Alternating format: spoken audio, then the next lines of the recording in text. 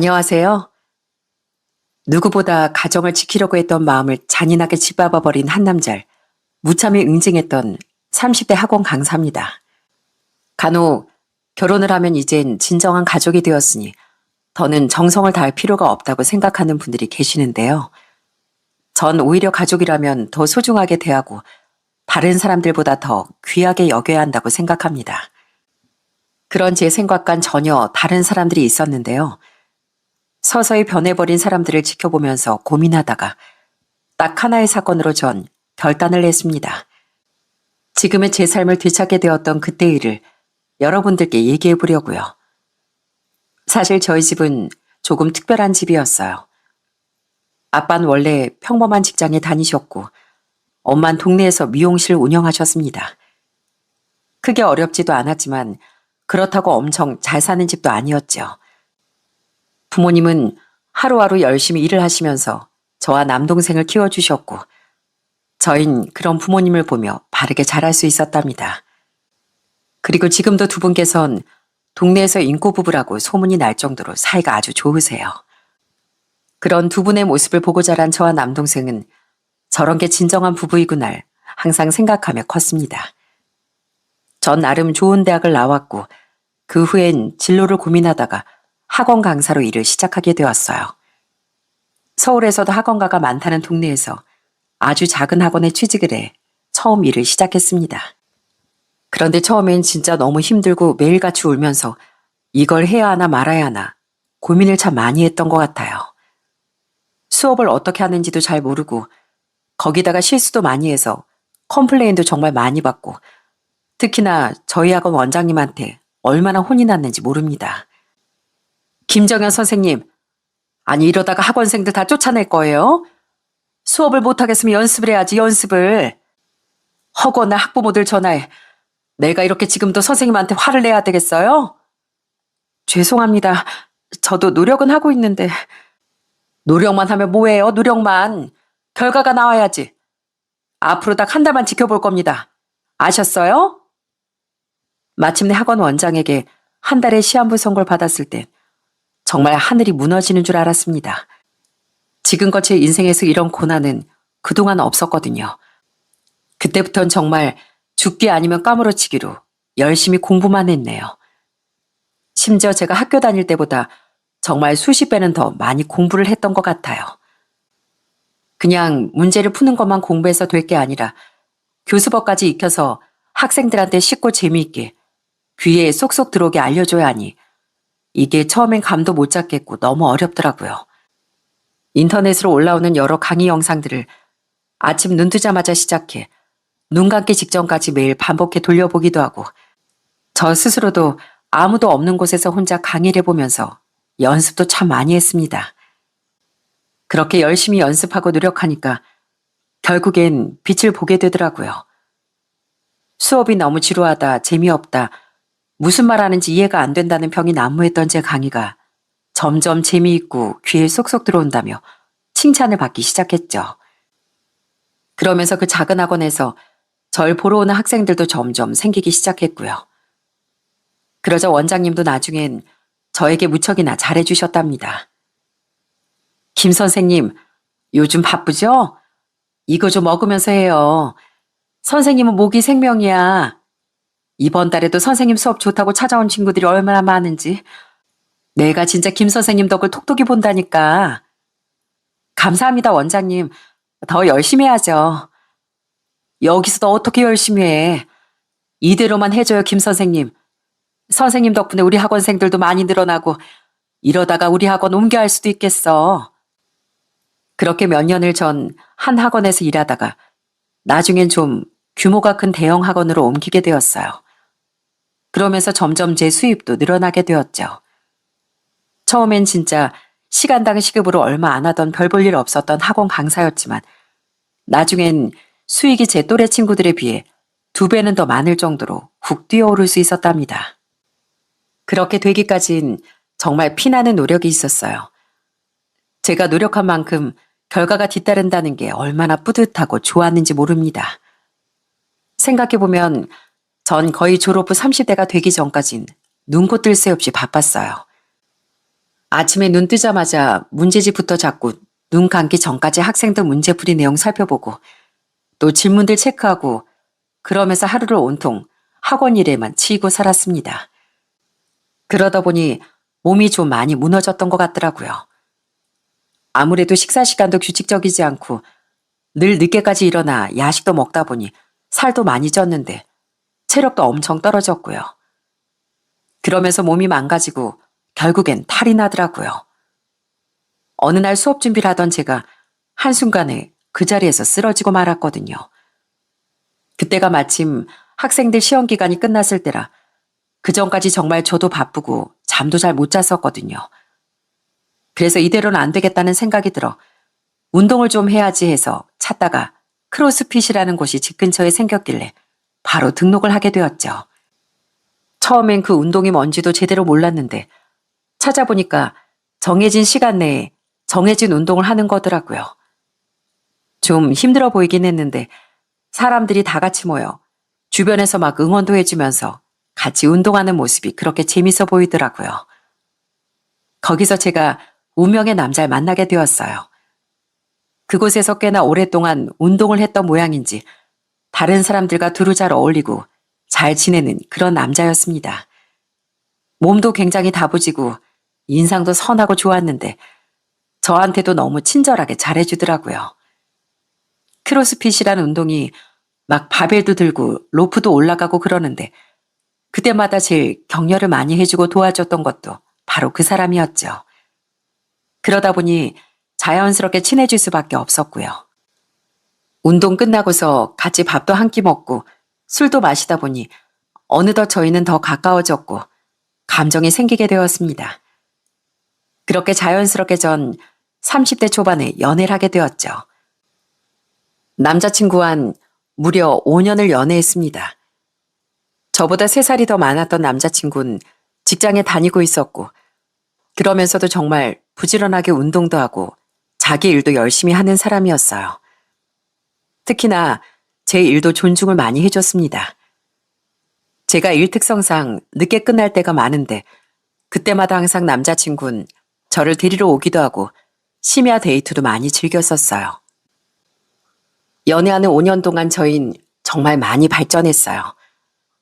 남자친구도 회사에서 승진도 하고 상황이 좋아졌고 저 역시 연봉 1억 정도 받는 업계에서는 나름 탄탄한 강사가 되었거든요.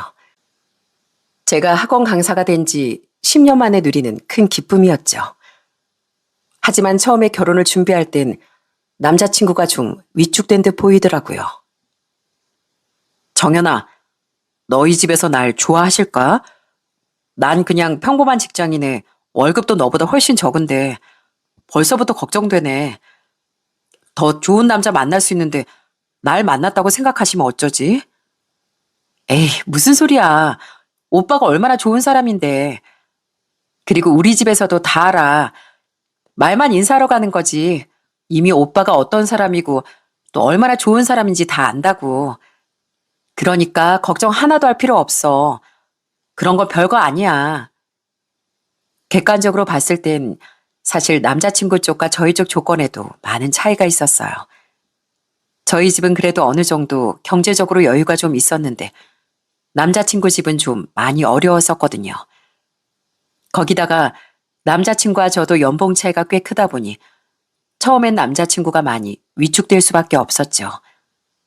그렇지만 전 정말 그런 것쯤은 별거 아니라고 생각을 했어요. 저희 집에서도 마찬가지로 조건은 그냥 부수적인 것일 뿐 중요한 건 사람이라고 하셨고요. 그렇게 저희 집에 인사를 가고 나서 저 역시 예비시댁에 인사를 가게 되었어요. 처음 인사를 하러 갔을 때 좀 놀랐던 게 예비시댁 집이 엄청 낡은 빌라였는데 집 안에 들어갔을 때도 여기저기 세월의 흔적이 바로 눈에 보일 정도로 상황이 좋지 않았다는 겁니다.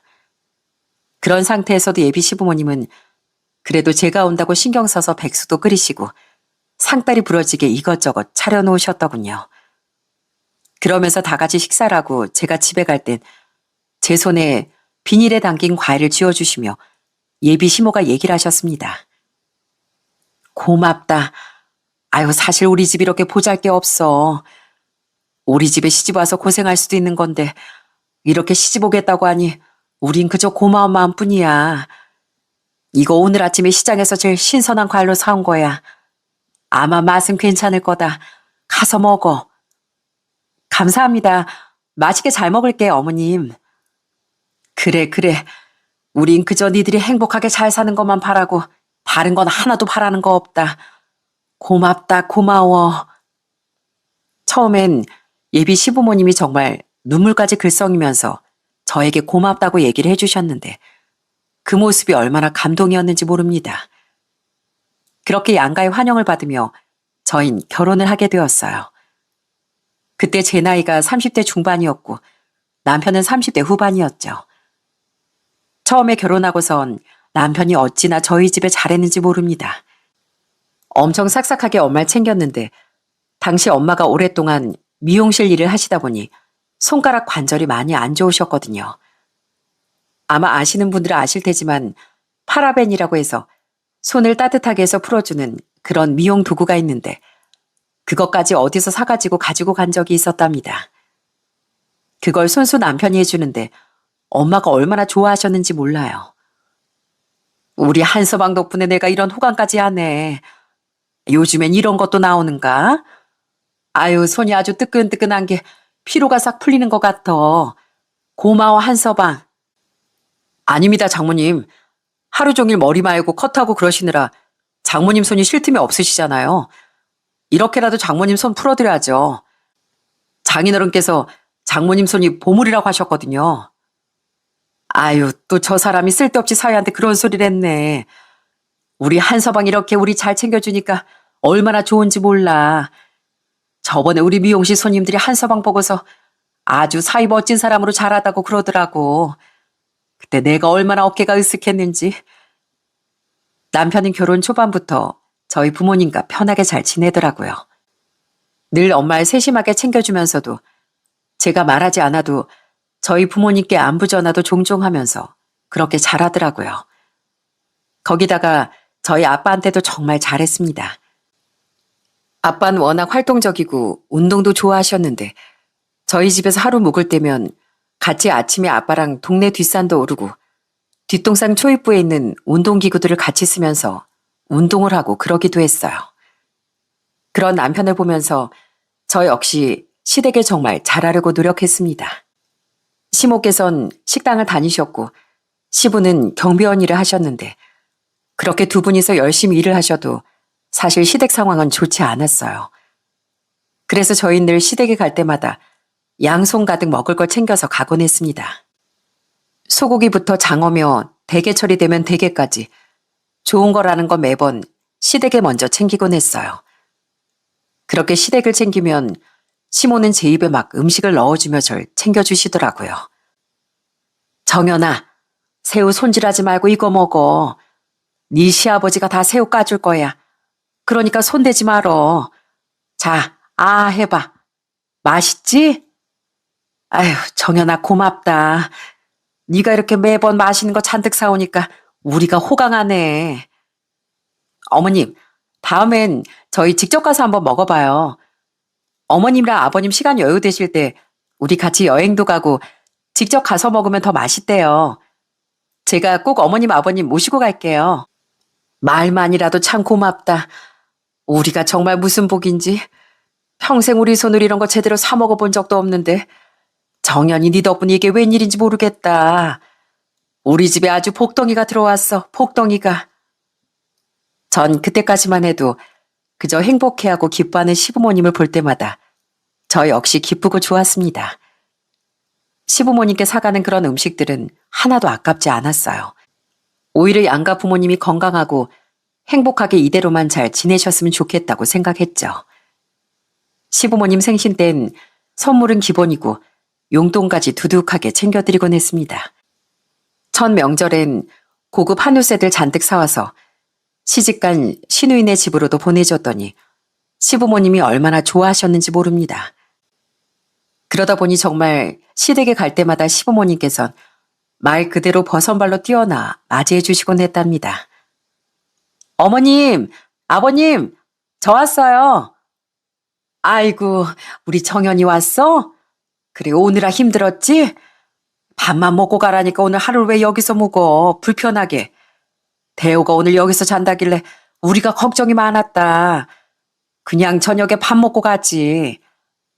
아니에요. 오랜만에 어머님이랑 막걸리 한 잔도 마시고 저도 시험 기간 끝나서 좀 한가하거든요. 이럴 때 좀 쉬려고요. 어머님, 제가 안주도 싹 다 준비했어요. 그래, 그래. 아이, 우리 정연이가 준비한 거면 말 안 해도 좋은 거겠지 뭐. 얼른 들어와. 오전에 우리가 싹 다 이불 세탁하고 청소도 싹 해놨어. 그렇게 시댁 식구들과도 전 무척이나 잘 지냈습니다. 특히나 시모와는 더 친하게 잘 지내고 싶었어요. 시누이가 지방으로 시집가게 되면서 자주 못 보기도 했고, 시모께서 시집을 오셔선 40년이 넘게 일 한 번 쉰 적 없이 고생만 하셨다고 들으니 전 엄마 생각도 나고 안쓰러워서 더 챙겨드리고 싶더라고요. 그래서 쉬는 날 일부러 시간을 내서 시모를 모시고 백화점에 가서 쇼핑도 하고 그랬죠. 그렇게 시모의 팔짱을 끼고서 막 돌아다니면 거기 직원들이 모녀 사이냐고 막 물어볼 때도 있었답니다. 어머, 두 분 모녀 사이세요? 어쩜 이렇게 사이가 좋으세요? 아, 아니에요. 저희 엄마가 아니고 시어머니세요. 오늘 저희 시어머니 외투 사려고 나왔거든요. 정말요? 어쩜 이렇게 사이가 좋으신지 전 당연히 모녀 사이인 줄 알았죠. 아니, 이렇게 좋은 고부 사이가 어디 있대요? 너무너무 부럽네요. 그렇게 주변에서 칭찬을 하면 시모는 어깨가 으쓱해지면서 너무 뿌듯해하시고 좋아하셨습니다. 그러다 보니 시숙이고 시누이고 다들 저에게 고마워했고 남편도 저에게 정말 고마워하더라고요. 그러다 결혼 1년쯤 지났을 때부턴 전 매달 양가 부모님께 50만 원씩 용돈을 드리기로 했습니다. 처음엔 그냥 특별한 날에만 용돈을 드릴까 하다가 아무래도 시댁 상황이 상황인지라 따로 챙겨드리고 싶더라고요. 그렇다고 시댁만 챙기는 건 아닌 것 같아 양가 똑같이 50만 원을 드리게 되었죠.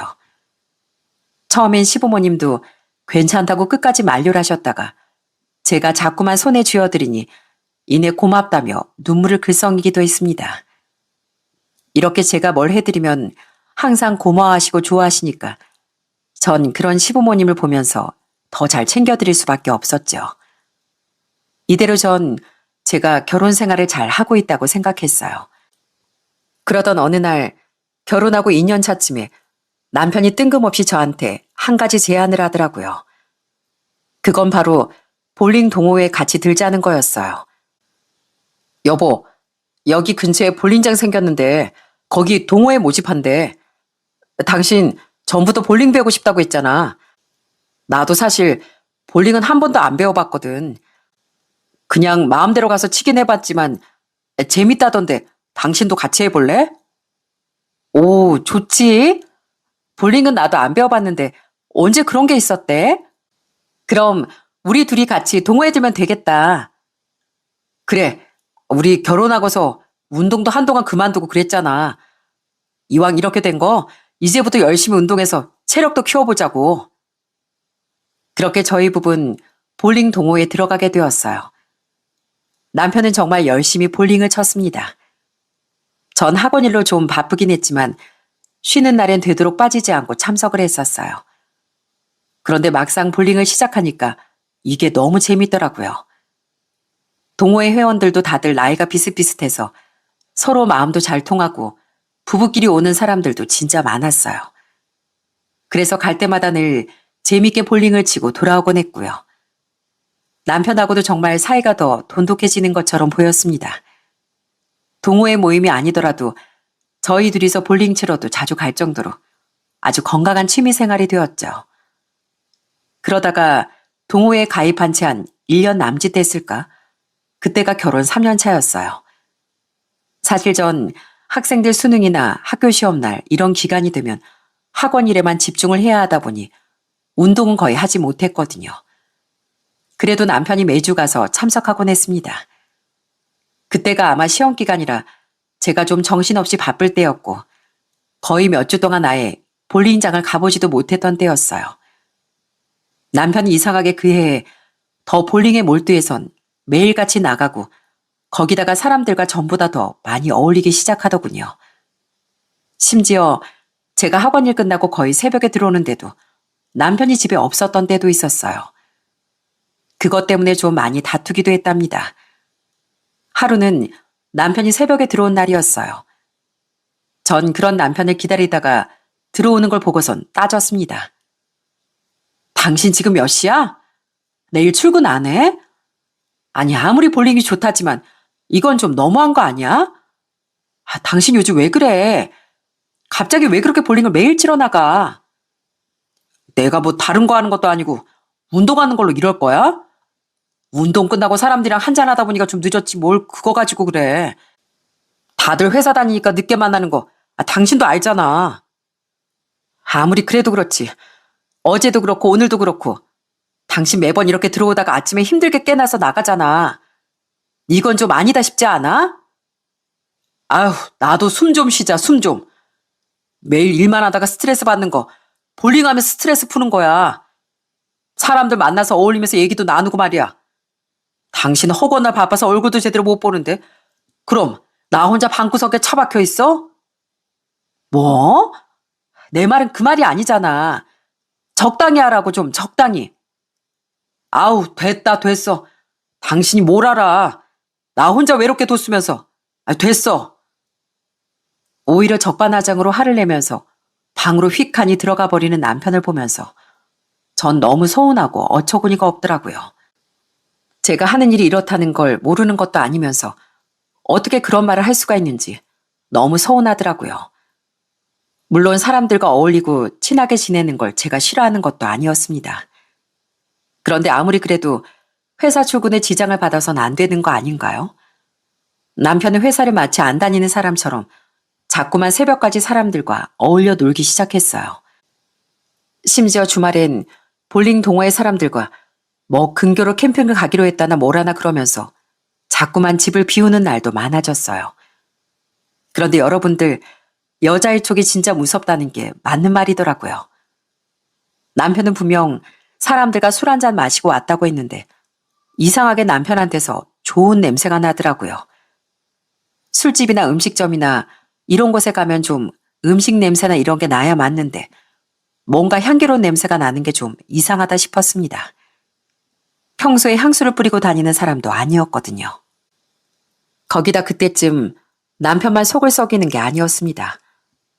점점 시댁에서도 태도가 바뀌더군요. 하루는 시모께서 저한테 전화를 주셨더라고요. 바로 집안 제사가 있는데 참석해야 한다는 말이었죠. 그런데 아시다시피 전 학원 일 때문에 그때 너무 바쁜 상태라 갈 수가 없어 거절을 했거든요. 그런데 시모의 반응이 예상 밖이었어요. 어머님, 이번에 애들 시험 기간이라 아무래도 멀리 가긴 좀 어려울 것 같아요. 학원에서 계속 애들 공부도 체크해줘야 되고 요즘 그래서 늦은 시간에 끝나거든요. 아무래도 제산 참석하기 힘들 것 같네요. 아휴, 그래도 좀 시간 내면 안 되겠니? 다른 친척들이 너 얼굴 보기 힘들다고 그렇게 아우성인데 네 시어머니 체면 좀 살려주면 안 되겠어? 학원에 너만 선생으로 있는 것도 아니고 그거 좀 뺄 수도 있는 거잖아. 죄송해요 어머님. 대신 남편한텐 꼭 가라고 할게요. 걔가 와서 뭐하니 음식할 것도 아니고 네가 와야 옆에서 음식도 하고 싹싹하게 어른들한테 하면 좀 좋니? 아유 알았다 그럼. 안 그래도 남편과 사이도 서먹하고 일도 정신없이 바쁜데 시모까지 저렇게 얘기를 하니 전 마음에 섭섭함이 생겼답니다. 그걸로 끝이 아니었어요. 시숙이고 신우고 본인들 힘들 때마다 자꾸만 저한테 전화를 해와 당연하게 돈을 빌려달라고 하곤 했습니다. 특히나 신우는 자기 부모님이랑 다른 형제들한텐 말하지 말라며 저한테 대뜸 큰 돈을 요구하기도 했어요. 언니, 잘 지내요? 다름이 아니라 이번에 저희 이사해야 되거든요. 남편이 이번엔 저희 집에서 돈 받아오라는데 언니도 알다시피 우리 집이 여유로운 것도 아니고 그래서 말인데 혹시 언니 좀 도와줄 수 있어요? 네? 이사요? 갑자기 이사라니. 근데 뭐 얼마나 도와드려야 되는 건데요? 1억이요. 저희 전셋집 얻을 때 시댁에서 1억 해주셨거든요. 남편이 이거 다시 돌려드릴 거라고. 그래서 이번엔 저희 집에서 돈을 받아오러 가잖아요. 엄마랑 아빠한테 말도 못 꺼내겠고, 뭐 어차피 없으니까 꺼내봤자고요. 언니가 좀 도와줘요. 네? 언니 이 정도는 해줄 수 있잖아요. 제가 나중에 돈 벌면 그때 꼭 갚을게요. 대신 저희 남편이랑 다른 식구들한텐 이 얘기 절대 하지 말고요. 아무리 그래도 그 큰 돈을 아무 말도 안 하고 빌려드리긴 좀 어렵네요. 적어도 남편하고는 상의를 좀 해봐야 돼서. 아이, 그냥 좀 빌려주면 안 돼요? 오빠 알면 또 저희 남편한테 전화해서 난리 친단 말이에요. 아, 진짜. 그거 좀 그냥 빌려주면 될 거 가지고. 일단 언니가 좀 생각 좀 해봐요. 절대 다른 식구들한테 말하지 말고요. 알았죠? 그러면서 전화를 끊어버리는 신우의 태도에 전 너무 어이가 없었습니다. 점점 제가 잘해주니까 이제 마치 당연하다는 듯이 행동하는데 황당하더군요. 천만다행인지 그때 일은 뭐 신우 부부가 다퉈서 심해부가 홧김에 한 얘기였지만 그날의 사건으로 시댁에서 절 어떻게 생각하고 있는지 다 알 수 있었답니다. 그것뿐만 아니라 시모는 제가 학원 일로 바쁘다 보니 본인 아들에게 소홀히 할까봐 전전긍긍하셨어요. 아마 그때가 남편 생일이 다가올 때였습니다. 시모가 전화가 오더니 저한테 꼬치꼬치 캐물으시더라고요. 정연아, 이번에 우리 대호 생일인 거 알지? 너 설마 안 잊어버리고 있지? 그래, 생일 선물을 뭘로 할 거니? 외식하지 말고 좀 생일상 좀 차려줘라. 바빠도 미역국은 끓일 수 있잖니. 네, 제가 남편 잘 챙길게요. 걱정하지 마세요, 어머님. 내가 걱정 안 하게 생겼니? 넌 또 바쁘다고 밖으로만 그렇게 놔돌고 네 남편 한 번 안 챙기는데 내가 내 아들 걱정돼서 잠이나 오겠냐고. 아무리 그래도 생일날엔 뜨끈한 미역국에 집밥 먹어야 되는 건데 내가 다른 거 몰라도 너 우리 대호 생일은 제대로 챙겨주라고 신신당부하려고 전화했다. 생일은 꼭 잊지 말고 네가 손수 좀 차려줘. 알았지? 안 그러면 나 진짜 시집살이 이제부터 제대로 시킬 거야. 알았어? 전 그 말이 너무나 어이가 없었어요. 사실 제 생일이 먼저였는데 그때 시댁 식구들이 누구 한 명 축하한다는 전화도 없었거든요. 남편이 알려줘서 거의 저녁 늦게서야 축하한다는 한마디 들었을 뿐이지 저한테 뭐 선물을 주거나 그런 것도 아니었고 거기다가 남편도 출근한다고 생일은커녕 선물도 준비를 안 했었거든요. 그걸 뻔히 아시면서도 저한테 저렇게 요구하신다는 게 정말 어처구니가 없었어요. 그러던 찰나에 전 남편의 꼬리를 밟게 되었습니다. 그간의 제 의심이 확신으로 변하게 된 건 한 통의 전화를 받고 나서였어요. 당시 볼링 동호회 가입할 때부터 친하게 지냈던 언니가 있었거든요. 마침 제가 바쁠 때 언니도 출산하고 육아 중이라 동호회에 참석을 잘 못했었습니다. 그런데 그 언니가 한 번은 아이를 맡기고서 동호회에 나갔는데 좀 이상한 장면을 목격했다는 거예요. 저한테 전화를 하더니 조심스럽게 얘기를 하더군요. 정연아, 너 요즘 볼링 동호회 나가고 있어? 요즘 바빠서 못 가고 있지. 언닌? 저번 주에 갔다며. 남편이 언니 봤다던데? 나도 얼른 바쁜 거 끝내고 나가고 싶다. 벌써 몇 주째인지 모르겠어. 너 그럼 한동안 너도 여기 안 나왔던 거야? 그래서 몰랐구나. 너 이번에 신입들 들어온 거 들었지? 여자 신입들 꽤 많이 들어왔어. 알아? 들었어. 남편이 뭐 이번에 많이 들어왔다던데. 근데 여자들이 그렇게 많아? 우리 남편은 따로 그런 말 없었는데. 내가 이런 말 해도 될지 모르겠는데 요즘 네 남편 좀 이상하지 않아? 아니, 아닐 수도 있는데 동호회 신입으로 들어온 어떤 여자랑 엄청 가까워 보이더라고. 난 너하고 아는 사람인가 했었는데 아닌 것 같아. 둘이 끝나고 같이 차도 타고 나가기도 했었거든. 너 한번 알아봐. 전 그 언니의 말에 순간적으로 뭔가가 확 떠올랐습니다. 며칠 전부터 남편 차가 엄청 깨끗하게 세차가 되어 있었거든요. 차 세차에는 영 관심도 없었던 사람이 갑자기 세차까지 하고 몸엔 안 나던 향기까지 나기 시작하니 의심이 확신이 될 수밖에 없었죠. 그래도 이렇게 심증으로만 남편을 추궁할 수는 없었어요. 그래서 전 증거를 찾으려고 여기저기 알아보게 됐습니다. 처음엔 남편이 잘 때 핸드폰이랑 차량 블랙박스도 찾아봤었는데 정말 철두철미하게 싹 다 지워버렸더라고요. 메시지 내역도 없고 통화 내역이며 뭐 아무것도 남아있는 게 없었어요. 전 혹시나 싶어 주말에 남편과 밥을 먹던 와중에 슬쩍 떠봤어요. 그런데 이놈 반응이 정말 웃겼습니다. 여보, 지은 언니가 이번에 동호회 나갔다가 여자 신규들 많이 들어왔다며? 신규들이 다 여자라 그러던데 당신 나한테 그 말을 왜 안 했어? 신규 회원 한 명 차에 태운 적도 있어? 내가 말 안 했었나? 그러더니 남편은 엄청 당황해하며 수저까지 바닥에 떨어뜨리더라고요. 저도 학원을 10년 넘게 다니다 보니 눈치 하나는 진짜 빨랐거든요. 남편의 이런 태도 하나만으로도 바로 이상함을 느낄 수 있었죠. 그 뒤로 전 다시는 신규 회원 얘기를 꺼내진 않았지만 찔리는 게 많았던 남편은 자꾸만 저한테 해명을 하는 것처럼 신규 회원 얘기를 은근슬쩍 꺼내기 시작하더라고요. 새로 동호회 회원 왔는데 별로더라고. 그냥 난 친하게 안 지내. 알지? 당신 누나 사람 잘 보는 거. 난 별로더라. 그래? 알았어. 그 차에 태운 것도 차 없다고 정류장 데려다 달라더라고. 그래가지고. 뭐 알았다니까. 나 번호도 없어.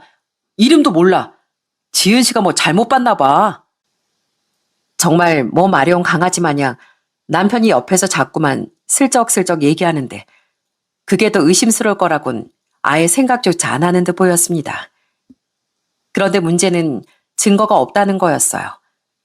심증은 분명한데 물증이 없으니 이걸 어떻게 터뜨려야 하나 싶더라고요. 그러던 어느 날 한동안 조용하던 남편이 슬슬 다시 또 밖으로 나돌기 시작했습니다. 그러다 하루는 아예 만취를 해서 대리기사를 불러 남편이 집까지 거의 기어들어온 거 있죠? 전 바로 그때다 싶어서 남편을 재우고서 바로 차로 향해 블랙박스를 뒤지기 시작했어요. 그리고 마침내 거기서 증거를 찾아냈답니다. 새벽까지 그 영상들을 돌려보는데 정말 이 두 작거들이 별의 별짓을 다 하고 다니고 있더라고요. 정말 불붙은 성냥 마냥 서울 근교랑 근교는 죄다 돌아다니면서 더러운 짓거리를 하는데 속에서 얼마나 열불이 뻗치는지 글쎄 회사에도 연차를 내고선 저한텐 출근 안양 나가고서 그날 하루 종일 상간녀랑 여기저기 돌아다니며 온갖 애정 행각을 벌였던 게 딱 찍혀 있더라고요. 바로 그 다음날 출근을 하기 위해 일어난 남편은 거실에 앉아있는 절 보고선 화들짝 놀라더니 이내 속이 쓰리다며 징징대더라고요. 깜짝이야. 뭐야, 당신 언제 일어났어? 아우, 속이야. 집에 라면 있나? 라면 국물이라도 먹고 출근해야 되겠어. 근데 당신 왜 불도 안 켜고 그러고 있어? 당신 어제 어디서 뭐 하느라 술을 그렇게 마셨어? 내가 말했잖아. 회사 회식이라고. 신규 직원 들어와서 내가 교육도 시키고 회식했지. 오랜만에 술을 마셨더니만 속이 다 쓰리네. 나 일단 씻고 출근할게. 뭐? 신규 직원? 야, 신규 직원 같은 소리 하고 있네. 넌 신규 들어오면 이렇게 물고 빨고 별짓거리를 다 하냐? 그러자 남편은 처음엔 당황해하더니 이내 화를 내기 시작하더군요. 뭔 소리야? 내가 무슨 당신 잠 덜 깼어? 안 그래도 속쓰려 죽겠구만. 헛소리 좀 하지 마. 전부터 이상하다 어쩌다 하더니만 갑자기 왜 그래? 뭐 의심병이라도 생겼어? 뭐 의심병? 네가 한 짓거리 내가 다 알았는데 의심병이라고? 야, 눈이 있으면 똑바로 봐. 네가 어제 뭐하고 돌아다녔는지 내가 다 알았거든. 전 그렇게 남편에게 핸드폰으로 옮긴 영상을 틀어줬습니다. 그러자 남편이 아주 그냥 사색이 되더니 당황해하더라고요. 이거 있잖아. 여보, 이게. 뭐, 똑바로 얘기해봐, 어디. 이래놓고선 뭐? 신입 직원? 야, 얘가 니네 회사 신입 직원이야? 니네 회사 신입 들어오면 이따위로 신규 교육하니? 누가 돌아다니면서 이따위 짓 하면서 신규 교육을 해? 어디 한번 니네 회사 가서 따져보자. 어? 네 말대로 신입 직원 교육 이렇게 하는지. 아니, 그게 아니라 너 회사 성향 나빠서 연차도 못 쓴다며. 회사 바빠서 연차 당분간 못 쓴다고. 근데 그래 놓고서 어떻게 상간녀랑 돌아다닐 수가 있었니? 그것도 거짓말 한 거야? 어? 아니, 그게 여보, 있잖아. 일단 진정 좀 해. 내가 다 설명할게. 진정 같은 소리 하고 있네. 내가 지금 진정하게 생겼니? 야, 다른 건 몰라도 바람난 남편이랑 더 이상 못 살아. 안 살지. 당장 나가. 그 상간녀랑 살든가 말든가 네 마음대로 하고 당장 내 앞에서 꺼지라고. 꺼져. 여보, 내 말 좀 들어봐. 저리 안 꺼져? 나가라고. 전 한켠에 세워뒀던 밀대를 들고서 남편을 밀어버렸습니다. 남편도 한덩치 하긴 하지만 저도 키도 크고 힘도 있었거든요. 거기다가 분노한 사람의 힘을 누가 이기겠습니까? 계속해서 제가 밀어버리자 남편은 찌질하게 빌기 시작했습니다. 아휴, 여보, 나 옷만 입고 나갈게. 이렇게 나가면 사람들 다 쳐다봐. 옷만 줘, 옷만. 그리고 핸드폰이랑 키랑 옷만 주라고. 이것만 챙기고 나갈게.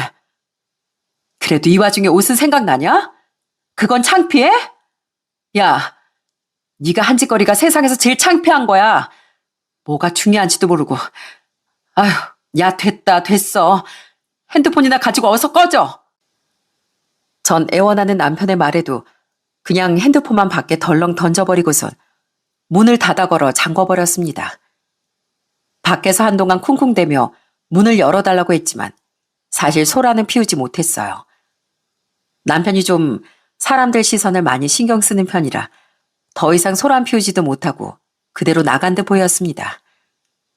솔직히 뭐 사연 들으시는 분들 중에선 그냥 한번 얘기해보고 용서해줄 수 있지 않나 생각하실 수도 있겠지만 저흰 겨우 결혼 3년 차 나름 신혼부부인 상황이었어요. 그런데 벌써부터 바람이라뇨? 거기다가 제가 세상에서 제일 싫은 게 가족을 배신하는 일이었거든요. 안 그래도 시댁에선 이래라 저래라 저한테 요구하는 것만 점점 많아지는데 남편은 중간에서 중간다리 역할도 제대로 못하고 거기다 바람까지 피웠으니 더는 참고 넘어갈 일이 아니라는 생각이 들었죠. 그래서 그날 이후로 바로 딱 끊어버렸네요. 그랬더니 웃긴 일이 벌어지고 말았습니다. 한동안 학원 일 때문에 바쁘다 보니 정신이 없었고 그동안 남편은 제 눈치만 보면서 집에 일찍 들어와 숨죽은 듯이 방에 가만히 있더라고요. 그러다 시험 기간이 끝나고서 전 남편한테 이제 정리하자고 말을 했습니다. 그런데 남편이 진짜 꿈쩍도 안 하고 맨날 미안하다며 빌기 시작하더라고요. 여보, 미안해. 내가 잘못했어. 내가 진짜 잘못했어. 걔랑 이제 다 끝났어. 여보, 내가 술 때문에 술을 마시다 보니까 눈이 횟가닥 돌았었나 봐. 진짜 미안해, 여보. 됐고, 술 마시고 그렇게 쉽게 넘어갈 사람이었으면 안 봐도 뻔해. 우리 겨우 산지 3년이야, 3년. 근데 벌써 그렇게 눈이 돌아가디? 그럼 앞으로 수십 년 어떻게 믿고 살아? 됐으니까 더 늦기 전에 정리하자. 짐 싹 빼고 집 정리하고 갈라서 자고. 우리 집엔 내가 말할 테니까 니네 집엔 네가 말해. 여보, 왜 그래? 우리 집에서 알면 진짜 난리나. 그거야 내 알바도 아니고. 그러게 누가 바람 피우래? 네가 그래 놓고선 왜 나한테 이래? 난 더 할 말 없으니까 잔말 말고 짐이나 싸. 그렇게 전 남편을 무시하고서 열심히 제 짐을 챙기고 있었습니다. 대충 며칠 입을 옷들만 챙기고서 바로 친정으로 갈 생각이었어요. 그런데 그때 갑자기 누군가 초인종을 누른 거였습니다. 전 신경도 쓰지 않고 그냥 짐을 싸고 있었는데 남편이 나가보더군요. 그런데 문을 열더니만 남편이 화들짝 놀라는 게 아니겠어요? 집에 온 사람은 다름 아닌 시모였습니다. 아니, 뭐야. 아니, 니들 같이 있으면서 왜 전화 한 통을 안 받아? 내가 꼭 여기까지 찾아와야 되겠니? 정연아, 넌 왜 전화를 안 받아? 내가 몇 번이나 했는데 왜 전화를 안 받냐고? 아니, 엄마, 그게 아니라 일단 나가서 얘기해, 나가서. 뭘 나가서 얘기해, 이제 왔구만. 얘 정연아, 너 나 안 보이니? 아, 이렇게 시어머니가 왔는데 인사도 안 해? 너 지금 뭐 하는 거야? 니들 싸웠니? 아무리 둘이서 싸웠다지만 어른이 와서 눈 보면서 인사를 해야지. 지금 뭐 하는 거야? 니들 싸웠다고 용돈도 안 보냈던 거구나? 예, 아무리 그래도 부부싸움은 칼로 물베기라는데 그래도 용돈을 안 보내면 어떻게 하니? 내가 니들 전화도 안 받고 아유 그래서 무슨 일 있나 해서 와봤어. 정연이 너 일로 와봐. 아유 뭔데 무슨 일인데 뭔데 이렇게 싸웠어? 엄마 나가서 얘기하자니까 갑자기 와서 왜 그래? 뭐야? 아, 넌 왜 그러고 있어? 왜 네가 쩔쩔매? 뭐야? 정연이 네가 직접 말해봐. 뭔데 우리 아들이 이렇게 쩔쩔매고 있냐고. 그리고 왜 용돈 안 보냈냐고. 너 시애미 말이 말 같지가 않어? 시모는 상황을 모르니 보이는 것만 보고서 격앙되어 화를 내기 시작하더군요. 그 모습을 보면서 전 꾹꾹 참아왔던 분노가 한순간에 터지고 말았어요. 쩔쩔매만 하니까 쩔쩔매죠, 어머님. 어머님 아들이요. 뭐 했는지 아세요? 용돈 앞으로 제가 드릴 일은 없습니다. 제가 앞으로는 어머님 며느리 안 할 거거든요. 뭐? 아니, 그게 무슨 말이야? 며느리를 안 한다니. 너 대체 지금 무슨 말 하는 거야? 대호가 뭐래? 뭘 했는데 네가 그런 말을 해? 어머님 아들이요. 바람 피웠어요, 바람. 저한테 거짓말을 하면서 놀러 다니면서 상간이랑 물고 자시고 다 하고 다녔다고요. 이혼할 겁니다. 앞으로 저 어머니 며느리 아니고요. 저 사람도 제 남편 아니라고요. 아시겠어요? 그러니 저한테 더는 묻지 마시고 어머님도 이제 나가주세요. 짐 정리하고 나갈 거니까요. 뭐라고? 바람? 시모는 제 얘기를 듣고 갑자기 기겁을 하기 시작했어요. 그러더니 남편한테 득달같이 달려가시면서 갑자기 남편의 머리채를 잡더니 양옆으로 그걸 휘두르고 난리가 났어요. 전 그 모습을 보고 처음엔 깜짝 놀랐습니다. 아! 엄마, 왜 이래? 이거 놔. 이거 좀 놓으라고. 이게 하다하다 닮을 게 없어가지고 지혜비 바람을 닮아? 핏줄이라고 그딴 것도 닮았어. 이게 어디서 바람이야.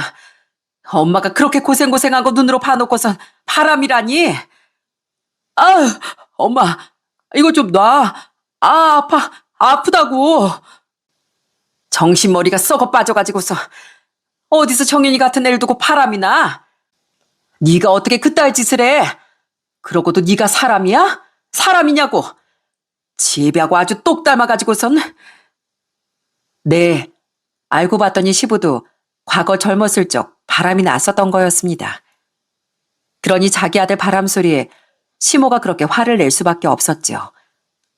더군다나 자기 자식은 벌이도 많지 않아 용돈 한 번 지어준 적도 없는데 며느린 꼬박꼬박 용돈 챙기고 자신들한테 잘해왔으니 그걸 다 망친 자기 아들에게 얼마나 속이 터졌겠습니까? 그렇게 한참을 머리끄댕이를 잡고서 휘두르는 시모를 남편이 겨우 진정시켰고 그때서야 시모는 저한테 미안하다며 사과를 하더라고요. 정연아, 아유 정연아 미안하다. 내가 자식 교육을 똑바로 안 해서 이 사단이 났구나. 어디 닮을 게 없어서 지혜비 그딴 거나 닮아가지고서 정말 미안하다. 정말 미안해. 됐습니다. 전 더 이상 할 말 없고요. 남편하고는 헤어질 생각이니까 그렇게 아세요. 아유 정연아 한 번만 다시 생각해보면 안 되겠니? 내가 잘하마. 내가 정말 너한테 잘하마. 정말 미안하다. 대호 너 이 자식 얼른 새아가한테 무릎 꿇고 사과 안 해? 얼른 무릎 꿇고 싹싹 빌어. 여보 내가 잘못했어. 내가 진짜 죽을 죄를 지었어. 여보 미안해. 나 한 번만 용서해줘. 제발 한 번만. 그렇게 제 앞에서 남편도 무릎을 꿇고 애원했지만 전 그 두 사람을 뒤로하고 집을 나와버렸습니다. 그 뒤로 전 남편과 이혼을 진행했어요. 솔직히 바람난 남편을 참을 이유는 없다고 생각했습니다. 그래서 냉정하게 이혼 소송을 하고 갈라서게 되었죠. 거기다 상간녀한테도 상간녀 소송을 진행했고 위자료까지 싹 받아내게 되었어요. 그런데 남편이 받는 벌은 저와 헤어지는 것뿐만이 아니었습니다. 알고 봤더니 그 상간녀 남편이 성깔이 좀 굉장히 더러운 사람이었나 봐요. 아주 남편 회사까지 찾아와서 거길 완전 쑥대밭으로 만들었던 모양입니다. 남편은 제발 회사에서 이러지 말라고 빌고 또 빌어 위자료까지 손에 쥐어줬다고 하는데 하지만 결국엔 회사에도 다 소문이 나서 못 버티고 남편은 그만둘 수밖에 없었다며 얘기를 하더라고요. 그러더니 후회하면서 저한테 계속해서 연락이 오는데 진짜 웃길 뿐이었네요. 여보, 내가 요즘 얼마나 후회하는지 알아? 그놈의 술 때문에 내가 이 지경이 된 거야. 당신한테 내가 정말 죽을 죄를 지었는데 지금이라도 좀 용서해주면 안 될까? 그 여자 남편이 내 회사까지 찾아와서 난동 부린 덕에 나 회사도 그만뒀어.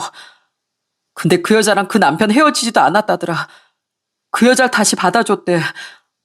당신도 그러면 안 될까? 내가 널 왜 받아줘? 난 너같이 사람 뒤통수 치는 사람이랑은 평생 믿고 못 살아. 용서? 네가 한 짓을 생각해봐. 지금 어디서 용서를 바라고 있어? 내가 니네 집에 그렇게 잘했는데 네 복 네가 스스로 걷어찬 거지 뭐. 나도 피차 아쉬울 거 없거든. 그러니까 찌질하게 이러지 말고 다신 연락하지 마. 여보, 우리 다시 시작하자. 나 당신 없으면 못 사는 거 알잖아. 나 없이 못 산다는 놈이 다른 여자를 쪼물딱거리냐? 입에 침이나 바르고 거짓말해. 네 입에서 나오는 소리는 앞으로도 못 믿겠거든? 네 그 면상 다신 보고 싶지 않으니까 내 앞에 꼴도 보이지 마. 그렇게 전 냉정하게 남편의 전화를 끊어버렸습니다. 어차피 저희는 아이가 있었던 것도 아니었고 거기다 남편에게 워낙 확실한 유책 사유가 있었으니 어렵지 않게 헤어질 수 있었어요. 전 시댁에선 거의 남편을 왼수처럼 생각하고 집에도 들이지 않는다고 들었습니다. 아마 그 집에 또 누가 시집을 갈 수 있을지 모르겠네요. 물론 이렇게 이혼을 하게 되면서 저희 부모님께 너무너무 죄송했지만 그래도 전 솔직히 지금 이 사건이 터진 게 다행이라고 생각해요. 바람을 피울 사람이라면 언젠간 피지 않겠어요? 만약 제가 아이를 낳았거나 결혼 생활이 더 오래 지나 이런 일이 생겼다면 아마 제가 겪은 상처는 지금보다 더 깊었을 겁니다. 차라리 초반에 알게 돼서 깔끔하게 뒤돌아선 게 잘했다고 생각해요. 지금은 부모님도 절 많이 응원해 주시고 남동생도 저한테 잘했다고 해줍니다. 얼마 전 남동생이 결혼하겠다며 올케를 소개해 줬는데 남동생은 좋은 사람을 만난 것 같아 참 다행이더라고요. 전 아마 당분간 결혼 생각이 없겠지만 남동생만이라도 참 행복하게 잘 살았으면 좋겠습니다. 사실 여기 사연들을 보다 보면 아무리 배우자가 못난 짓을 해도 냉정하게 자르지 못하는 분들이 참 많이 계시는 것 같더라고요. 그냥 사연을 들을 땐 왜 저렇게 자르지 못할까 싶었는데 저도 막상 겪어보니까 이게 아무리 짧은 시간이라도 추억과 정이 있다 보니 더 냉정하게 못하는 것 같습니다. 그런데 제가 이혼을 했잖아요. 그러고 나니까 이제와 드는 생각은 정말 잘했다 싶었습니다. 평생을 전전긍긍하며 걱정할 바엔 애초에 싹을 잘라내는 게 잘한 일인 것 같네요.